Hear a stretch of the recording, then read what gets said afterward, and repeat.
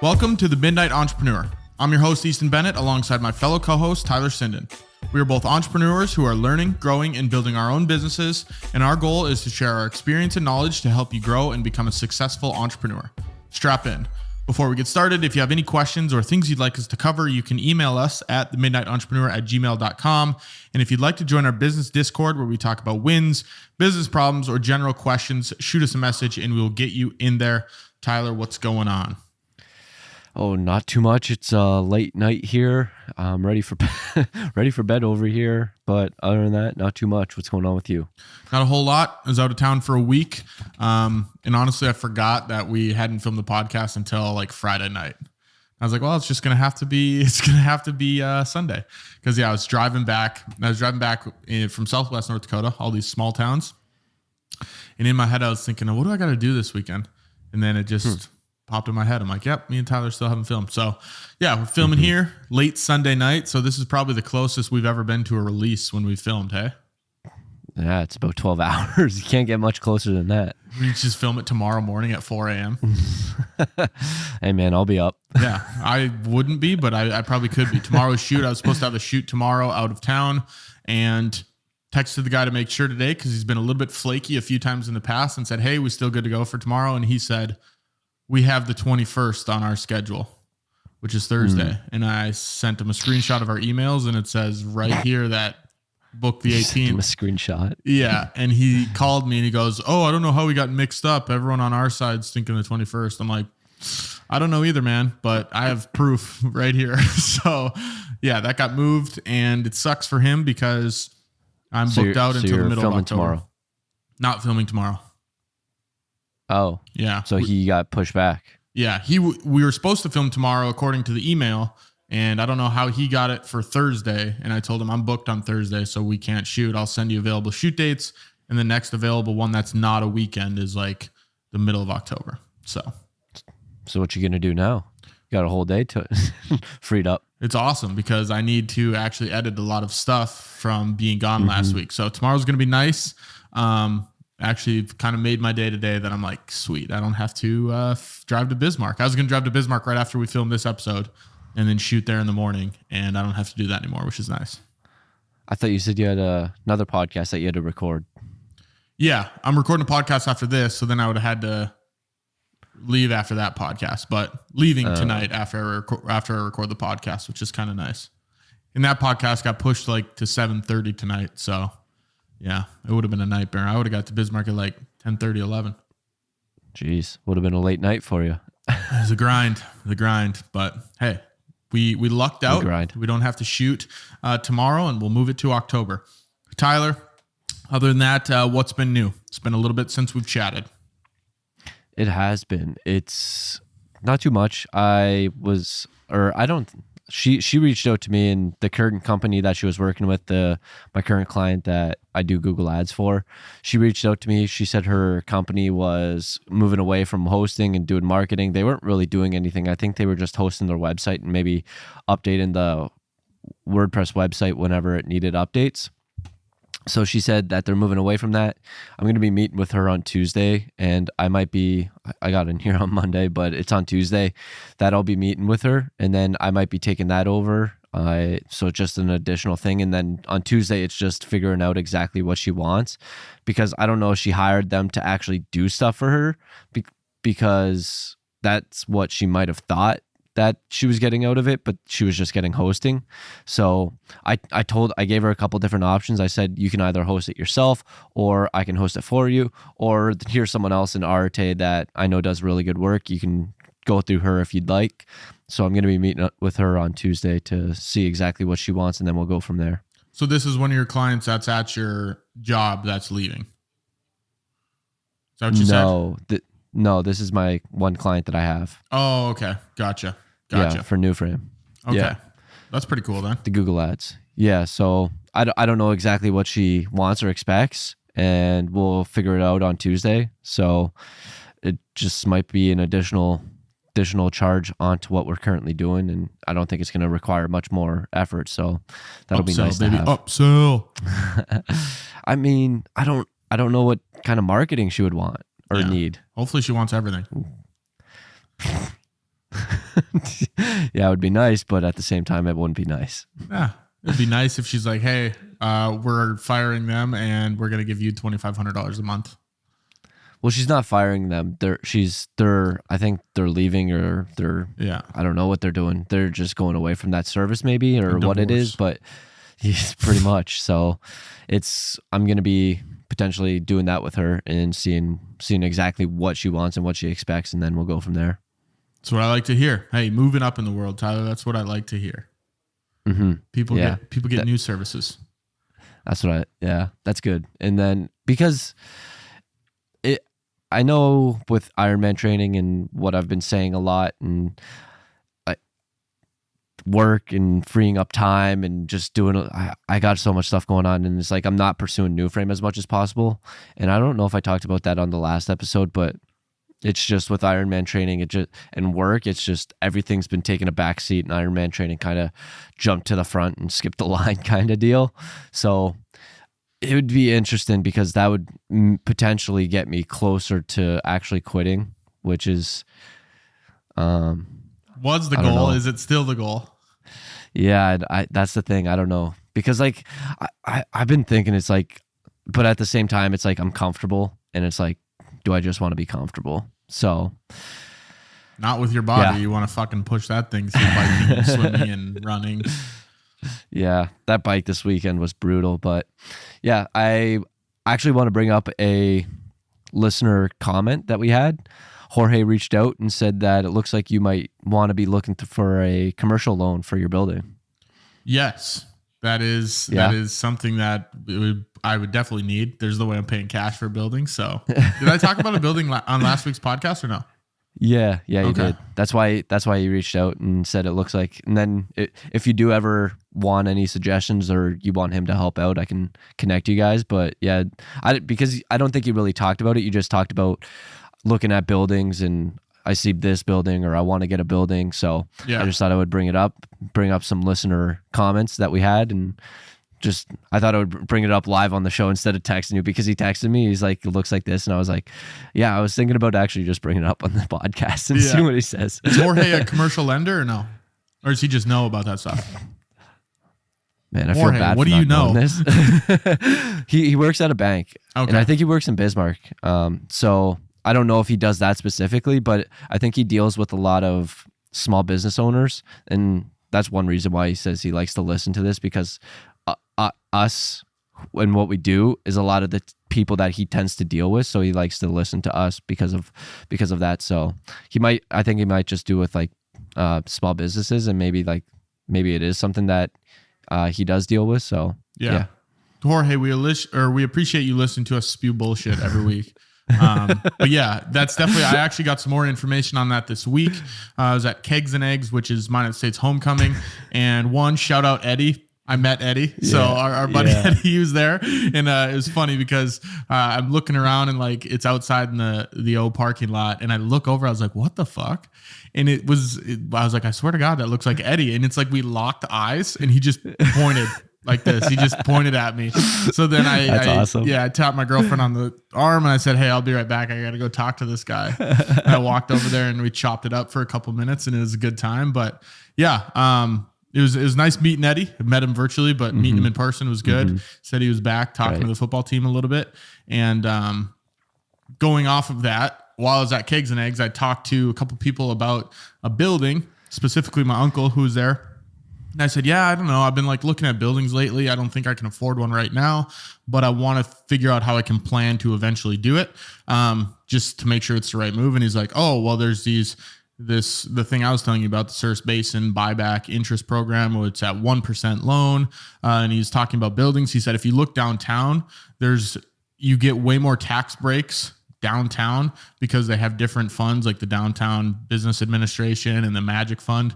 So if you get a building downtown, you get even more tax breaks. So he's like, yeah, that's something, if you want to have a conversation about that, we sure can. I don't think it would be like relatively soon within the coming months at all, but good to get more information, good to start visualizing it. And Jorge, if that's something you can help out with, I will definitely have a conversation with you so I can get a little bit more information on that. I don't have a personal business banker right now, so I don't know how that would work if I'm in Bismarck, but I'm in Bismarck plenty enough, so I think we can make it work. The Magic Fund in the Magic City. That's funny. Yep. Hopefully they just I give wonder you if free all building. cities are like that. I wonder if all cities are like that, where they give you discounts because it promotes the economy down in that specific area. So that's interesting. I never really heard about that, or I've never really actually delved into that type of stuff where I tried to learn about that. So yeah, that's pretty interesting to hear about. Yeah, and I know that 2 cities for sure. So Minot does it because I heard about the Magic Fund, and then the client we were working with in Williston, they have their EDC, their Economic Development Center, has the Star Fund. So the Star Fund helps new businesses and new startups find locations and buildings and stuff like that. So I think it's something that's generally put on by either the city, whether it's the chamber or the economic development or downtown administrations, whatever that might be. I don't think it's specifically government backed, but there are some programs which I'd assume would be in other cities as well. It's just kind of cool. Yeah, I feel like it would be too. It makes sense, and it just promotes growth there, because that's what I think cities really got to do. So yeah, and then like I was saying, I've been putting like New Frame and everything on back burner, and I actually had someone reach out to me. It was probably like their VA or whoever it was, but they reached out to me and they said, this person would really like to be on your podcast. Went into their marketing background and all that stuff. So it was qualified person. And then I haven't replied yet. I was thinking of replying that I haven't been putting the time and effort into it, and I don't feel like I want to have her on it and waste both of our time. I think she would be able to provide a lot of value, but it's like, I thought it was pretty cool that I had someone reach out to be on the podcast. Yeah. I don't know how they found it. Yeah. I've had a few people reach out for the Minot Business podcast, and they're like, so-and-so would be a good fit. And I'm like, well, you obviously didn't do your research, because this is all local people that are in the studio. So it wouldn't be a good fit. I'm like, you live in Pennsylvania. But yeah, it's cool. Pivoting off that a little bit, when I was talking to Eddie yesterday, he mentioned that we should have some guests on the show. So that's a conversation me and Tyler were having earlier, and maybe that's in the near future, that we have some guests just to bring on some more valuable advice. There obviously won't be a guest every single week, but I think it'd be good to, mix in a guest here and there to talk about business, whatever it might be, because we've done this the 55th episode, and it's not that we're struggling to find topics, but a lot of them are semi talking about the same thing. Well, let's not lie now. We are struggling. Okay, we're struggling, guys. We need guests. And we need ideas if you have any. So feel free to reach in at New Frame that too. That works too. Reach out to wherever. Bennett Creative Media, New Frame Digital. Just reach out. You guys got our number. Yeah, call us. Just do whatever you need to. But yeah, guests, maybe we'll think about doing that. I think that would be kind of cool for us asking questions. One, we can learn a lot ourselves, and also provide some value to the audience. So yeah, so one thing that when you did mention that to me, I'm open to it, but I would want to put a lot more effort into it, because like we put effort into this, but we can put a lot more effort into the actual episode.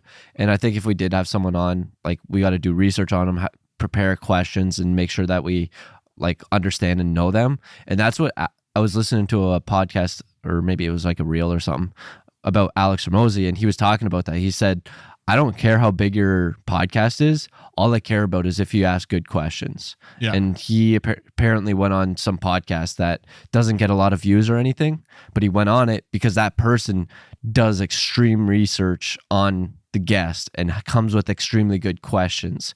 So that's why it made me think, if we are going to go that route, I want to make sure that we're putting a lot of effort into it and actually coming up with a lot of good prepared questions, a lot of good research on the actual guests that do come in. And maybe it's like a once a month thing that we bring someone in. Yeah, that's kind of what I was thinking. I mean, if it starts to pop off and people are loving the guests, and then it makes sense for us to do a guest every week. Maybe we do a segment at the beginning where it's me and Tyler still giving our updates, or at the end, whatever it is, and then having the guest on in the middle. We could do that as well. But yeah, I think it would start out something like that, once a month.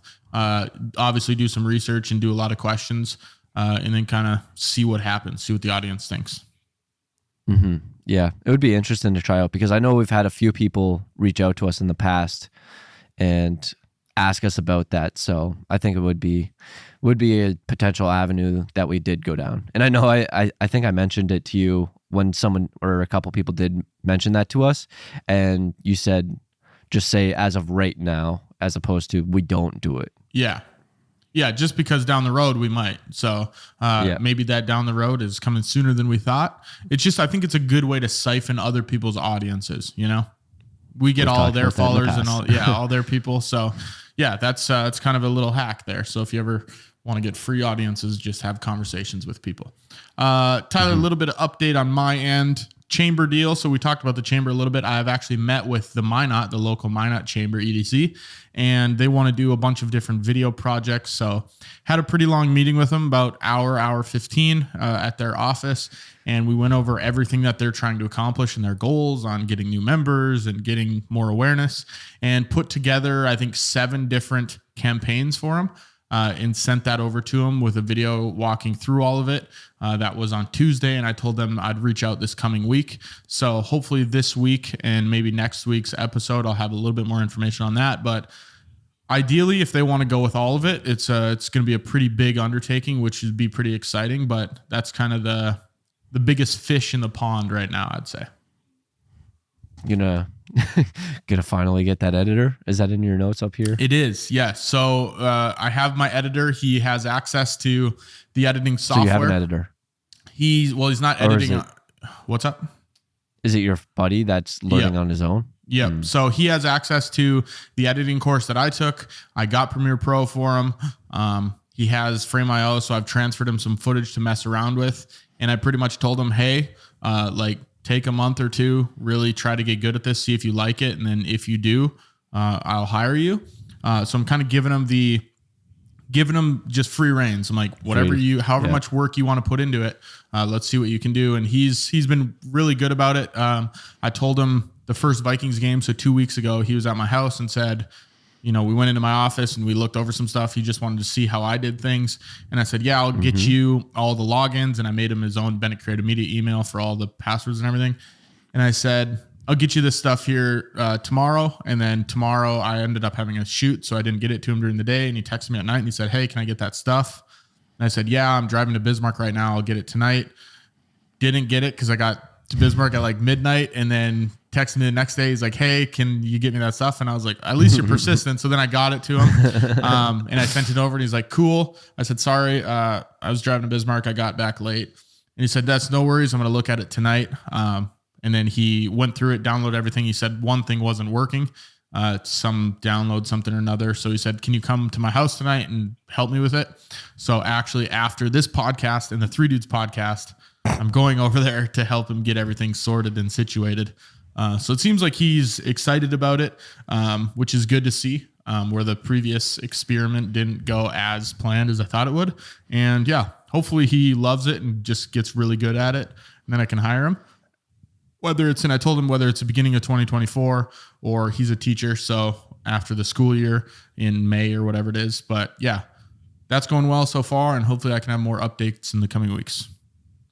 Yeah, that's definitely something that you want to see in a potential employee, that they're persistent and they want to learn and they're actually willing to go out and learn. And that's definitely something that you want to keep an eye out for. So that seems promising as of right now. Yeah, and I think that's one thing where he's not really sure what he wants to do and what his career path is. So he's kind of excited about this new opportunity, which is good.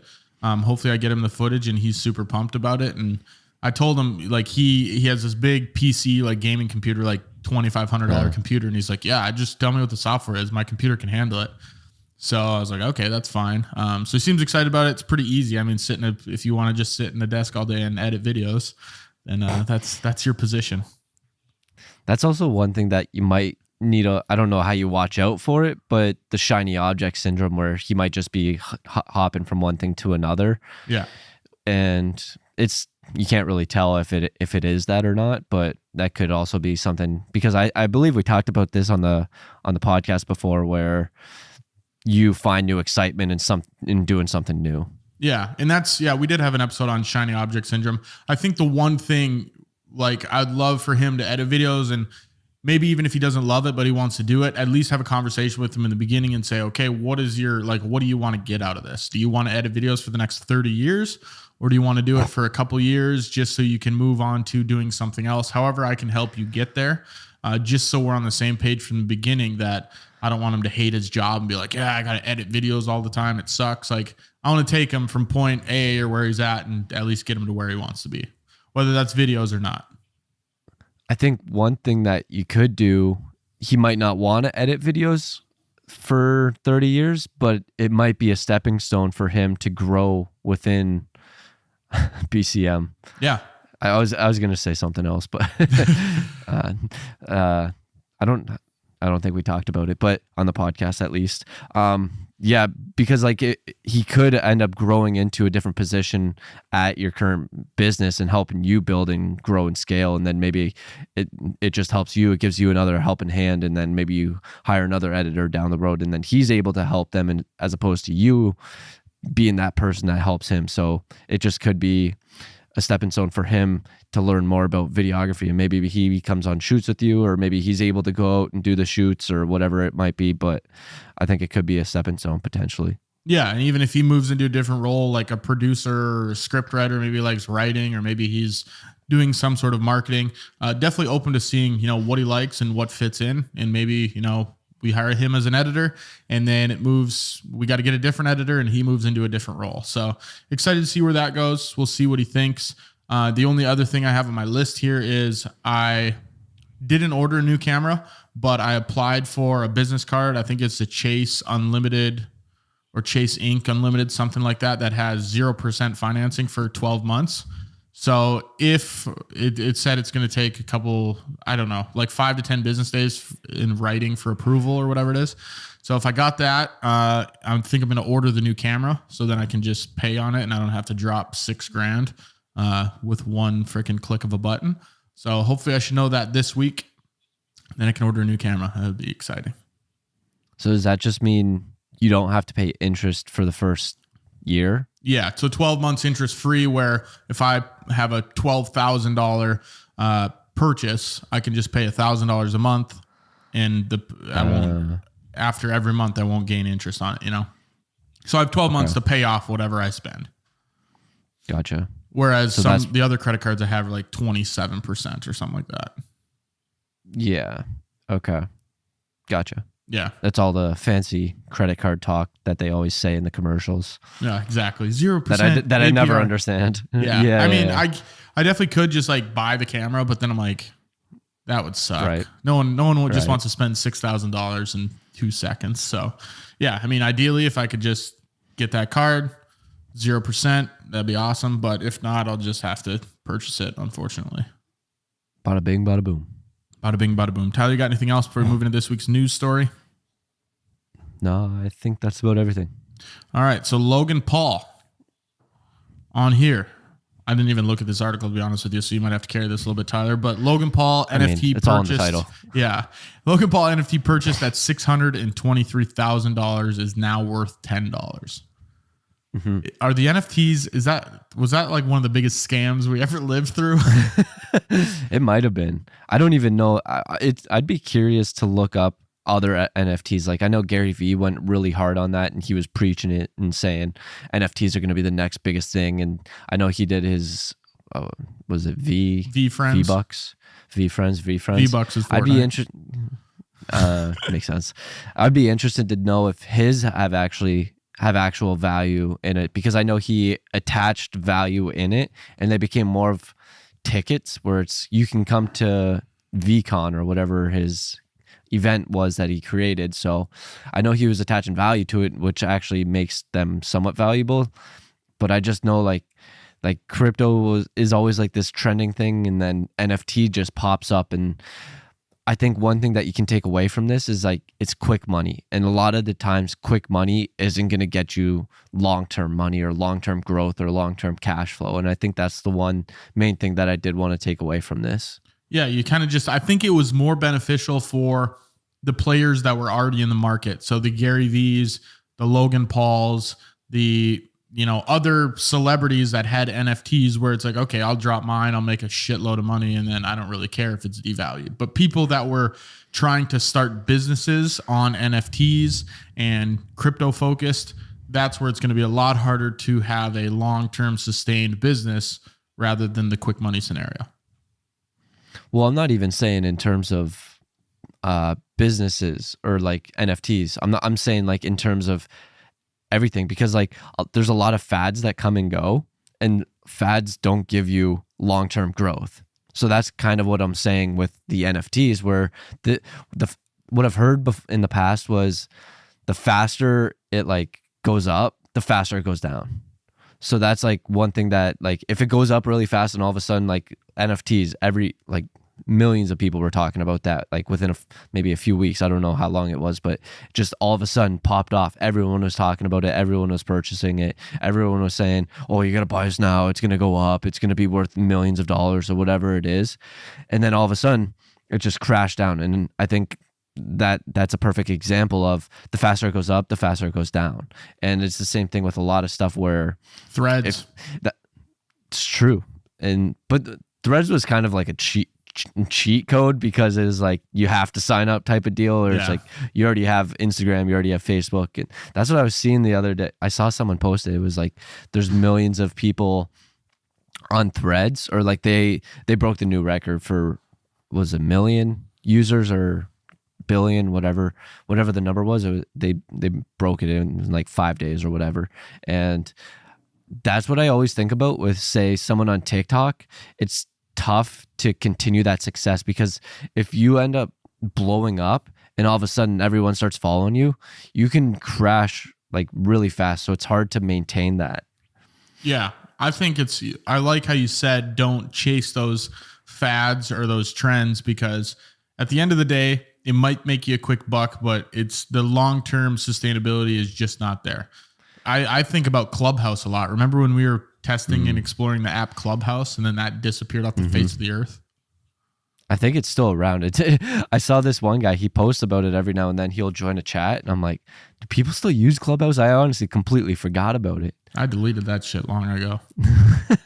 Same here. It was, I think, I don't know what it was, because I'm pretty sure I stopped using it before Android users got on, but it seemed like once the right? It's like once the exclusivity left and it didn't have that unique selling point, everyone started to not really care about it. And it's like, it's a platform that it's kind of like radio, because if you don't tune in at that specific time, you're missing the listening to it or whatever it is.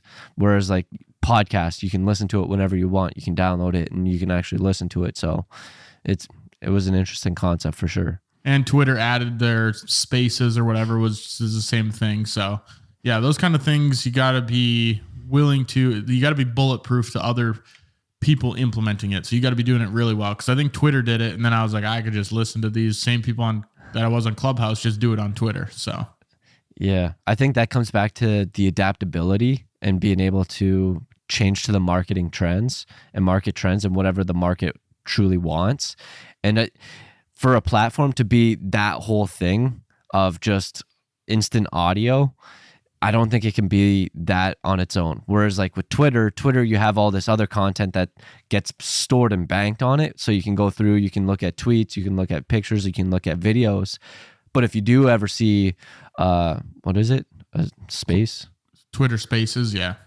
Yeah, if you ever do see a space and say Elon Musk is in it, it's like, oh, I'm going to join that one to see what Elon's talking about. And it's just, you pop in, you pop out. And they have other choices and stuff that you can do on the platform as opposed to Clubhouse, where it's just one thing and one thing only. Right. Yeah, you kind of got to be tied to, this is the activity I want to do right now. Yeah. So I think you could, so with NFTs, I wouldn't say, and not necessarily just in NFTs, it's everything, where if it's jumping up really fast, you could use it as a marketing tactic and just play along with it. But it's tough to actually like jump in and try and capitalize on it, just because like if you want to have sustained and future growth, you want to actually go with the probably right choice. Yeah. So stop chasing trends, you trend chasers.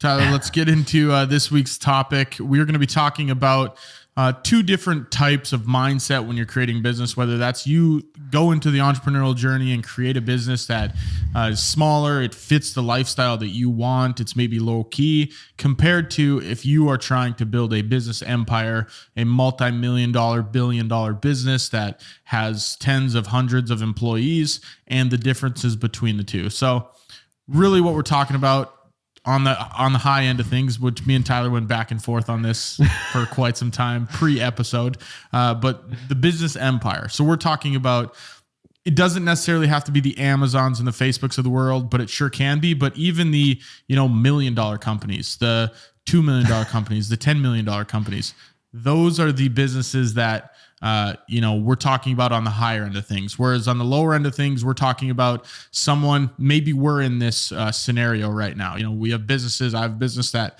I could do myself and not hire any employees and probably be happy. And it's on the smaller scale. Or someone that starts a bakery in their house and they just want to bake cakes for the rest of their life and they want to make $60,000 a year, and that fits their lifestyle. They're happy with that. They don't want to build a $1 million business or a $10 million business or whatever it might be and have Buddy the cake boss bakeries all over the place. Elf. Yeah, there you go. So yeah, that's kind of what we're going to be talking about and going over the benefits and the cons of both. But Tyler, what are your thoughts on this? Do you think that there is a big difference between these two, or do you think the lower end is kind of something that that's not real? Because I feel like do you think everyone goes into business just thinking, man, I want to start the next big thing? Or do you think there are people that go in thinking, I'm just happy working by myself and having a comfortable lifestyle? I think there's a lot of people that go into business and not expect to build the next biggest thing. And when you were talking about that, I actually remembered when I was doing my road trip back home, I went to one specific location to go on a hike, and I ended up meeting a couple, I think they were teachers. But the one girl, she used to be a freelancer. So she basically did exactly what you're talking about here. She was a company of one, and she would travel to different locations. So say she would go to Hawaii and she would find a local shop there, and then she would do all that local shop's graphic design, and then they would pay her. I think she would take a commission from whatever she would try. So maybe she would create like different graphic t-shirts, and then they would sell it at, say, the surf shop or whatever it was, and then she would get a commission on that. And then I think whatever she made there is what's funding her trip and her lifestyle, where she can go to Hawaii and live there for 3 months, and then go to Florida and live there for a month, and then go to wherever. So it was really interesting. I just thought about that when you were talking about that, because I think that's how she used to live when she was younger. So that's Company of One. Yeah. And it's a fascinating, because I read the book Company of One, and it's a very interesting concept that you don't have to build the next Facebook. And I would love to talk to the people that don't have that mindset, because I think both you and I think, man, I want to build the next biggest thing, whether it's $1 billion company or $100 million company, whatever it is. Whereas some people might go into business thinking, man, if I could just make $80,000 a year, I'll work for myself, I would love that and be happy. But Tyler, let me know, but do you have that? If you got to $80,000, would you be able to stop there? Or what is your thought process once you get to that number? I think it depends what I'm doing, to be honest, because I think I don't really know, because I've never really done there and got to that point on my own where I have my own thing, and it probably just depends on my time. And honestly, like right now, I want to get out and do stuff, and it depends on the priorities and I guess the season of life that I'm currently at. And right now it just seems like I'm marathon training. I kind of do want to get out and explore a little and travel.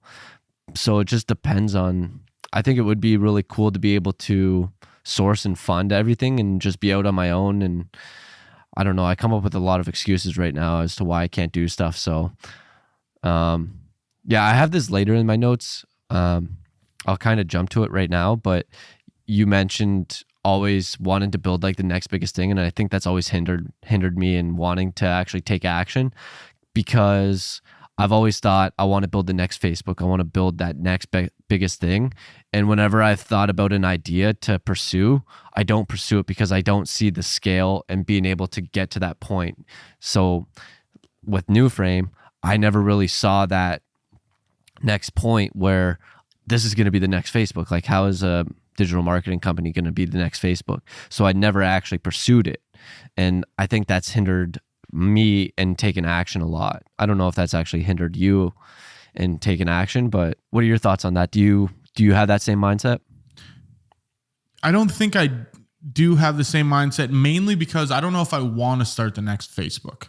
I feel like the next Facebook, you can't just, I feel like it's something you can't find, right? I feel like it just happens to people. It happens to the right people, the people that have the right skill set, the right knowledge for it.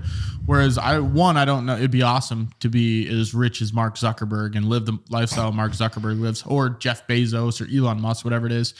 But I don't think I would ever need that much to be satisfied. And one, it sounds awesome, but really what you have is the fame, which is subjective if it's really that awesome. You know, Mark Zuckerberg goes through a ton of different lawsuits and gets criticized from all over the place. So I think it would be hard to do that. Yeah, you got great money and you can buy whatever you want on earth, but I'm sure the stress, it's got to be incredibly stressful for any of those big entrepreneurs. So I think, I don't even know if I'd ever want to build something that big. If it ended up getting that big, it's not like I would try to stop it. But you know, I would be happy with having $1 million business or $10 million business, whatever it might be. Whereas I don't know if I need to build the next thing to really like change the world. You know what I mean? Yeah. So you're not really motivated to, I mean, you kind of are, but at the same time, like you're financially motivated to a certain extent, it seems like. Yeah, I'm financially motivated, but it's more so freedom motivated, you know? If it was $1 million a year business, I think that would be plenty to do whatever I wanted to do in life. Because I don't think people realize how much they can do with a little amount of money. Because people say, you know, $10 million, you need $10 million to do whatever you want. But I think if you make a salary of $250,000, $300,000 a year, you can pretty much do whatever you want. But I think the funny thing is once you get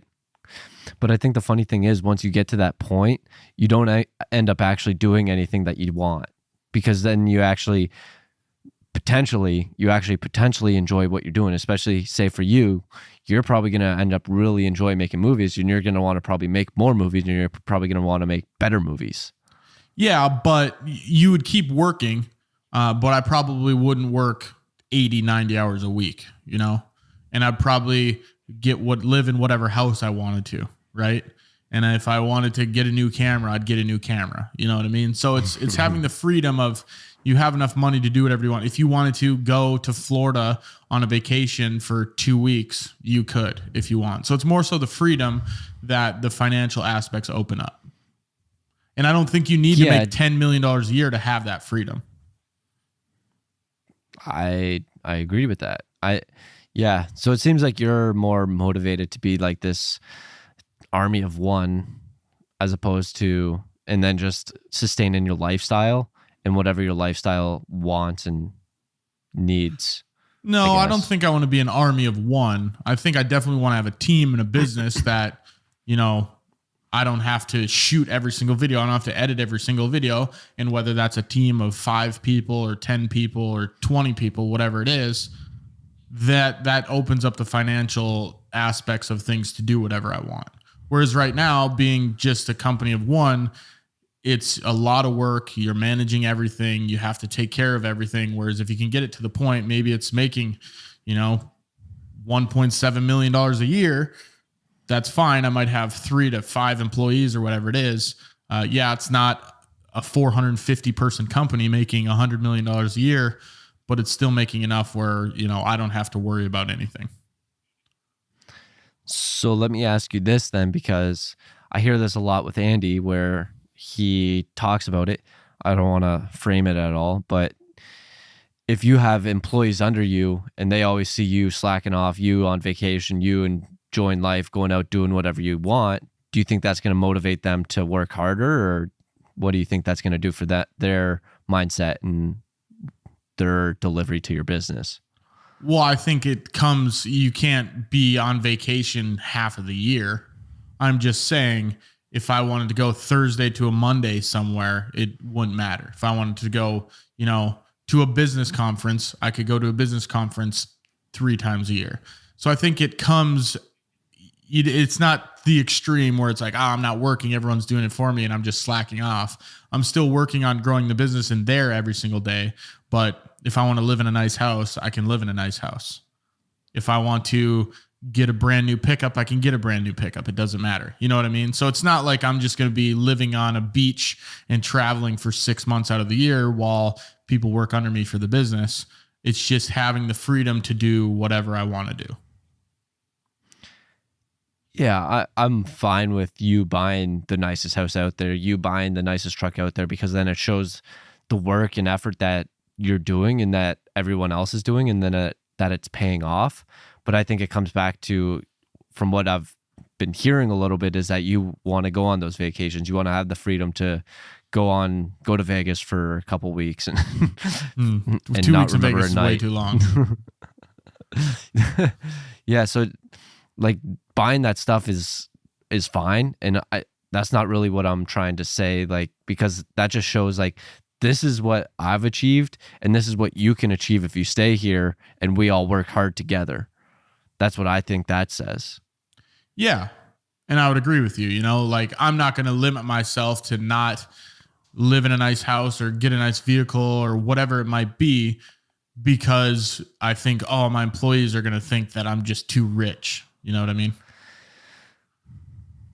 Yeah. I'm more so saying about the vacations. Yeah. Well, I go on 3, 4, 5 vacations a year right now anyways. So that's sustainable. So maybe you're exactly where you want to be. Yeah, I probably am. I don't think I need to go on any more, but I'd still like to live in a nicer house. Okay. Yeah. So we're working up to that. Yeah. I mean, it's all, you kind of get what I mean. Like, we're not going to the extreme of that I'm on vacation for 6 months, but you want to have a lifestyle where you have fuck you money. That's what they call it. You know, you can do whatever you want. Now, do you exercise the actual you doing whatever you want by just being gone for 2 weeks and not saying anything? Probably not. But you have the ability to, if you want to say, okay, if I want to go to Rome for 2 weeks, I can do that. Yeah, that's always something that I've wanted and strive for. And that's what I always think of if I get to, say, that point, when I get to that point. But I always think that when I do get to that point, I don't think I would end up doing it. It's a weird, I don't know if fallacy is the right word, but once I get to that point, I'm going to be enjoying everything that I want to be doing. Then I'm going to be wanting to strive for more and get to the next point and get to the next point. And that I enjoy what I'm doing, because you always hear Alex talking and he loves what he does, where he loves writing his book. He loves talking about business. He loves doing this, and he doesn't want to go to backpack in Europe. He doesn't want to go to Hawaii and surf there. He truly enjoys what he does. And I think that's what it's interesting, because like, it seems like you really enjoy doing like videos. So maybe it's like, if you're doing that and then you're eliminating all the stuff that you don't get or don't like, then you're gonna work harder and not maybe take those vacations, because you're only doing exactly what you like to do. And maybe you're at that point where you are producing these Scorsese level quality of videos or movies, and you truly enjoy doing that, and you don't want to take a break from that because you want to keep making more movies. Yeah, but I think that you think about it in a vacuum of that you never take breaks. Anything you do, even if you love it, you need a break from it eventually. Martin Scorsese doesn't film a movie and immediately the next day go into the next movie. You know what I mean? Whereas I love doing videos. It's awesome. Like, I don't complain about it. But if I work for 3 weeks straight, it's nice to have a couple days off to just not have to think about videos. And yeah, you might have some cherry-picked outliers, like the Gary V's or the Alex Hormozis, where they work 16 hours a day for the last 20 years because they're psychopaths. But I think if you look on the smaller scale of entrepreneurs that are, you know, maybe in the $500,000 to $10 million range, it's not like they're working every single day 16 hours, you know? Like, think about the millionaires that are in the town you're in. If you know any. Like, they're probably not working every single day, taking no vacations because they love it so much.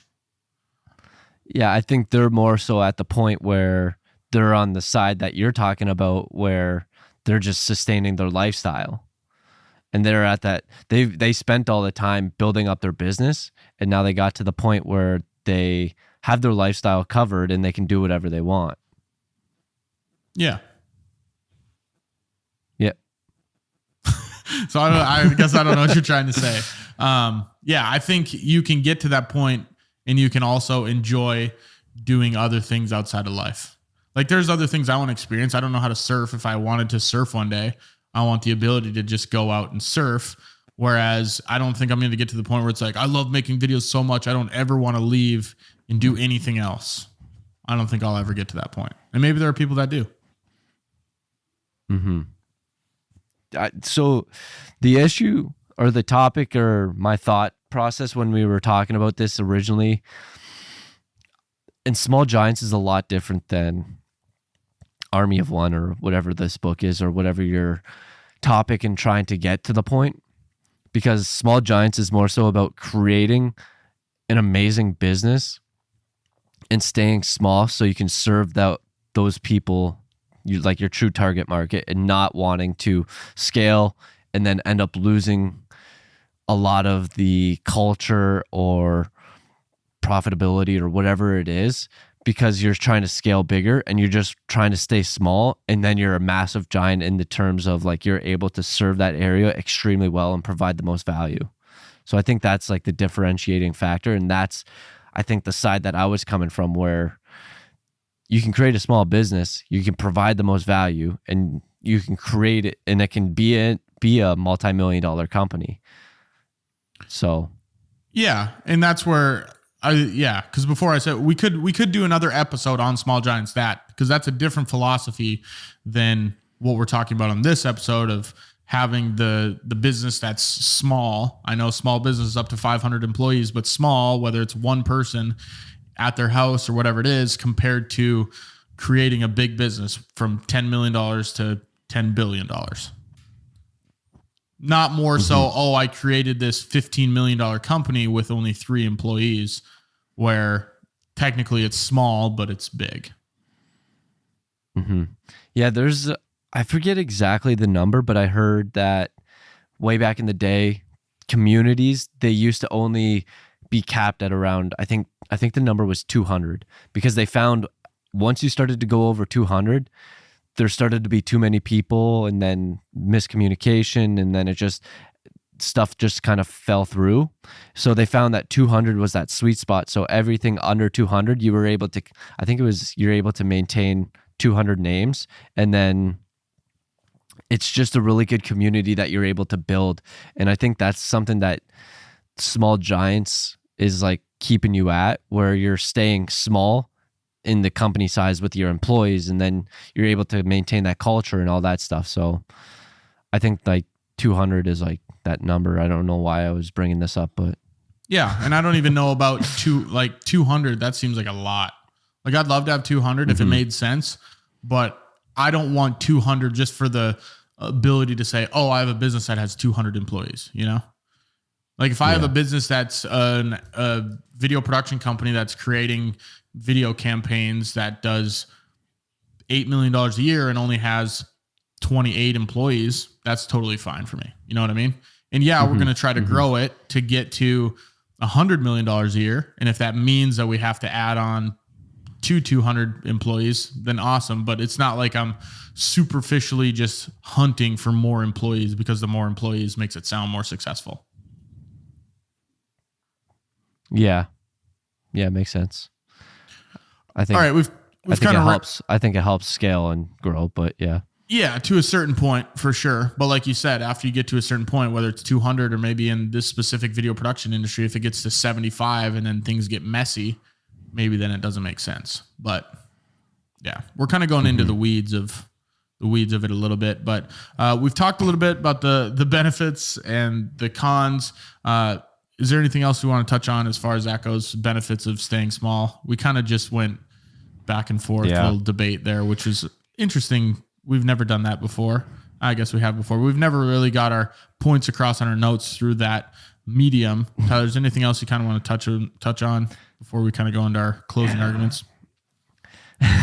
Closing arguments. Like I don't really know, suits. because we just jumped around a lot and hit on different points and didn't go on a specific thing. I don't know. It was an interesting topic. So yeah, that's all right. We don't always have to follow these notes. You got a little bit free flow conversation from me and Tyler talking about our thoughts on staying small and growing businesses and different sizes. Tyler, you already kind of mentioned your goal. What's your goal? Do you want to build? You mentioned you used to want to build the next Facebook. Is that still your goal? I don't know. There's a part of me that just wants to have that fame. I think it's like the fame and fortune that so many people like want, I feel like. And I think, like I mentioned earlier, it's hindered my growth and my ability to take action, because I always think this isn't going to be scalable, this isn't going to grow. But at the same time, I think just taking action is the best thing that I could do. I think I would like to, but at the same time, it can just be a stepping stone into actually being that one thing, because it's so rare that your first venture is going to turn into that. Like Mark Zuckerberg's like that one in a million. Like even look at Elon Musk, his first one wasn't even that. Yeah. So I don't even know if he had one before PayPal, but if he did, we've never heard of it. So there's just so many. I think you're the one that actually talked about this one, where the founder of Netflix, I believe, was given a presentation, and then he put up a bunch of different logos or names or whatever it was, and he was like, do you recognize any of these names? And then everyone in the audience said nope, and it was all the businesses that he started before Netflix. And it's so rare that your first one that you start is going to actually be that next big thing. So that's why you got to get going on your first, Tyler. No one ever forgets their first. That's what they say, right? You got to knock it out the park. Yeah.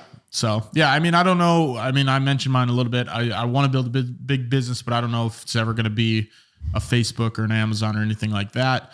And I think I'm okay with that, but still going to strive to build the biggest business I can. Do you think it would be video, or do you think you'll ever get out of video and pursue something else, or what do you? I don't know. At this current stage in your life, I would never say no. Like if something else came up, like there's obviously other things I'm interested in. So if something else in one of those areas popped up where it's like, oh, there's a good business idea here, I would never say no to it. But I think I've always liked video, or I think I'll definitely keep that going for quite some time. And you can build a pretty big video business. Even though there are businesses out there, like Chamber Media is one that's in Utah or something. They have like 50 employees just strictly doing video campaigns for people. So the future, Chris Doe, what's his name? That's his name, right? Oh yeah. He's got like a marketing agency, and that does how shit ton of money. Branding, I think he does. Yeah. But that's similar to the From Poop to Gold guys, the Harmon brothers. It's kind of like a whole production and marketing agency that they do. Or it's more of a campaign where they create the video, they create the creative, and then they run the ads for you, and then they make sure that you get an ROI on it. So it's fairly similar to that as well. Yeah. So yeah, we'll see. Obviously, we're going to keep doing this podcast, and you guys can follow along with us on what we do create. Tyler, let's talk about this Even week's. If it's 12 hours before we post it. Exactly. Tyler, let's talk about this week's business idea. Homeless cleanup. What do you got for us? Yeah, this kind of came to me when I was in Colorado and I was running, and it's so nice, and there's so much garbage, and there's so many cities that are starting to have this homelessness problem. And I was running through, there's like a stream that goes through pretty much right through Colorado Springs, and I was running right next to it, and there's just so much garbage, and it just made me think if there was a way to get it clean. And I'm assuming it comes a lot or a majority from the homeless people. If there was a way to get them to clean it up, and then they're able to get money for it. I know they don't like to work or anything, but maybe if it's something easy, and then maybe it's like you get food from it. Maybe you get like a steak or something. Yeah, pay the homeless to clean up their own shit. Yeah, right. So yeah, that's what I was thinking about, where like it doesn't even have to be their own shit, because a lot of cities struggle with a lot of garbage and shit like that, where it just becomes a mess. And I was just thinking about, what if there's a way to clean it up? And I was just thinking, because it's right, the stream, garbage, and homeless. So maybe they'd be willing to do it and clean it up and get some money out of it, or get some food, whatever it might be. Maybe they get heroin out of it. I wonder how you'd prove that they're cleaning it up. Incentivize so you could pay them. Yeah. You'd have to almost have someone like go with them and be like, well, it's just no. It's just, I think it would just be bringing the garbage to them, and it's like every bag of garbage or whatever it is. Like maybe they would just end up going in garbage bins and taking the garbage out of there. And that's true. Yeah. That. How'd you battle against that? Put locks on all the garbage. Yeah, I don't know. I didn't think this one fully through, but I was just trying to think of how what would be a possible way to clean up the cities, because there's a lot of garbage and it just kind of detracts from how beautiful a lot of cities are. Yeah, I like it though. It's a win-win. City wins by not shit everywhere, and the homeless get paid a little bit. Exactly. Started up in Colorado first. Colorado Springs. Clean up my city. Exactly. All right. Well, Tyler, let's wrap this up. We're at 57 minutes. We got to post this episode tomorrow morning. Anything else you got for us? Oh, shit. No, that's everything. I'll read this one slow so you can find your quote. No, I was just thinking, because it takes 30 minutes for me to upload it and it's bedtime, so I'll just leave my laptop on. That's all right. Yeah, just throw it on there and then I'll get her downloaded. All right, that's episode 55 of The Midnight Entrepreneur. If you have any questions you'd like us to cover or answer, email us at themidnightentrepreneur@gmail.com. If you found value in this content or found this entertaining, share this with a friend or post it on your story. And if you really enjoyed the show, we'd love a rating and review wherever you're listening. Talk to you guys next week for another episode of The Midnight Entrepreneur. Play by the rules, but be ferocious. Phil Knight.